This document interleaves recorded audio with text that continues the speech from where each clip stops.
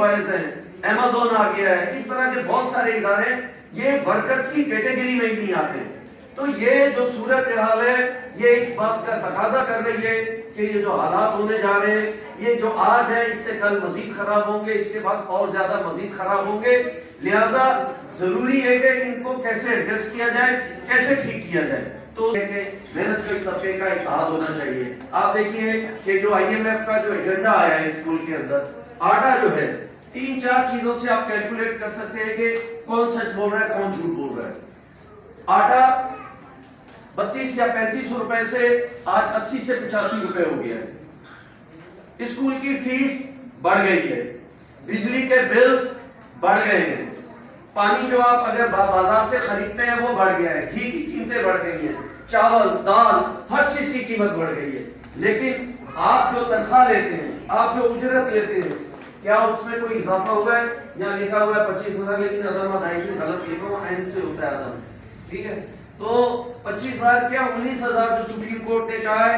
कराची खुसूस तौर पे 95% फैक्ट्रियों में सुप्रीम कोर्ट के फैसले के मुताबिक 19,000 रुपया नहीं दिया जा रहा। लेकिन कोई आदमी मिनिमम वेज पे बात नहीं करता, कोई वर्कर्स के राइट पे बात नहीं करता, जो लोगों को फैक्ट्री और कारखानों से निकाला गया है उन पे कोई बात नहीं करता।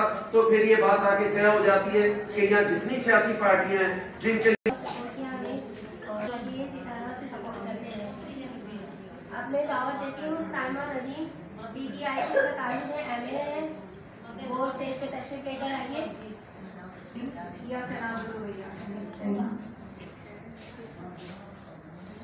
सबसे पहले तो आज का दिन की मुताबिक से आज आप लोगों को पता होगा कि ख़वातीन की लड़कियों के लिए और औरतों के लिए जो साइंस में इस वक्त काम कर रही है उनका इंटरनेशनल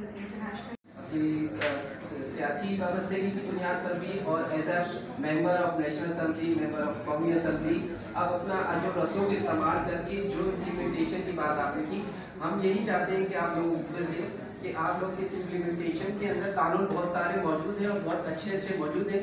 अगर उन पर भी अमल दरामद करा दिया जाए तो बहुत सारी चीज़ें बेहतर हो सकती हैं हमारी। तो आप लोगों को कहने मकसद ये कि आप इस इम्प्लीमेंटेशन। सबसे पहले सुबह अलायंस के तमाम दोस्तों को मुबारकबाद देना चाहता हूँ कि उन्होंने यहाँ मौजूद हैं। मुझे बड़ी खुशी है कि कम अज़ कम एक आवाज़ तो वहाँ वर्कर्स के लिए और औरतों के लिए हो सकेगी। तो आपको दूर इन्हें अपने रसायल भेजने चाहिए और मैं तो ये तजवीज़ करूँगा कि आप कोशिश कीजिए कि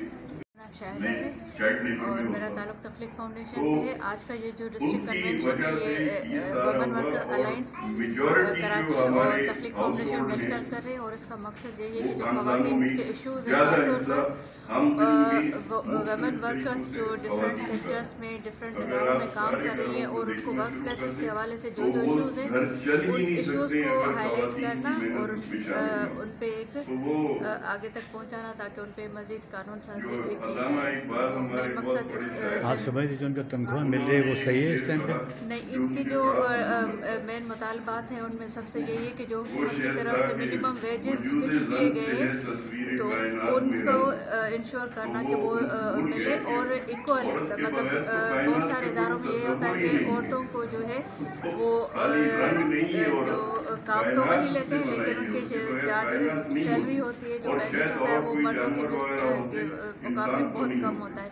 तो बराबरी की बुनियाद पर उनको जितना टाइम दिया जाता है मर्दों के बराबर वेजेस दिए जाए और सैलरी जो आपके साथ आज मेंबर सूबाई असेंबली कमीशन मौजूद हैं, से क्या डिमांड करेंगे कि इस ख़वातीन के हक़ूक़ के लिए क्या जदोजहद की जाए? हमारे उनसे यही डिमांड है कि जो इनके मुतालबात हैं वो आगे तक पहुँचाएँ, उन पर कानून साजी करें और इस बात को यकीनी बनाएं कि उनको जो मिनिमम वेजेस है जो फिक्स की सैलरी हुकूमत सिंध की तरफ से तो उनका हर इदारे में जो तमाम इदारे उनमें यकीनी